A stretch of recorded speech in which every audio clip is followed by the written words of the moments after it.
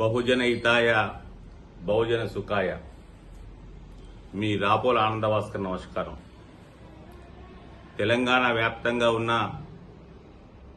BC బంధువులారా, నాతోటి పౌరులారా, మీ అందరికీ వినాయక చవితి గణపతి పూజ శుభకామన. తెలంగాణ వ్యాప్తంగా వెనుకబడిన తరగతుల బీసీ కులాలు, సబ్బన్న వర్ణాలు చైతన్యాన్ని పొందుతున్న తరుణం. బీసీ ఓటుగా ఒక్క గొంతుకగా కదిలే సోయి తెలంగాణ వ్యాప్తంగా బీసీ బంధువులందరికీ కలుగుతున్నటువంటి చైతన్యపూరిత సమయం ఇది. నిన్ననే తెలంగాణ ప్రభుత్వం విశిష్ట వరిష్ట బహుజన గాంధేయవాది శ్రీ జి నిరంజన్ గారిని చైర్మన్ గా, యోధులైన నిష్ణాతులైన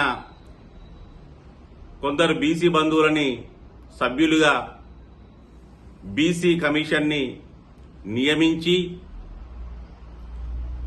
స్థానిక సంస్థలలో బీసీ రిజర్వేషన్ నిర్ధారణ కూడా వారికి ప్రత్యేక బాధ్యతగా అప్పగించడం గమనించాను.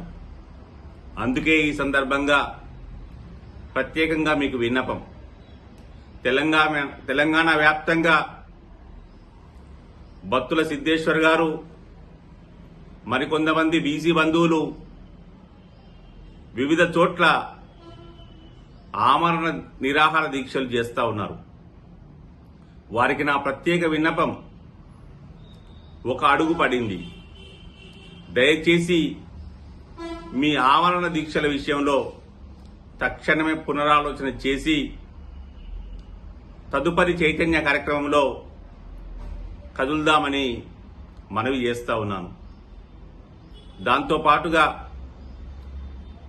బీసీ కులాలు సంస్కృతి, సంప్రదాయాలు, జీవన ప్రత్యేకతలని కాపాడుకుంటూనే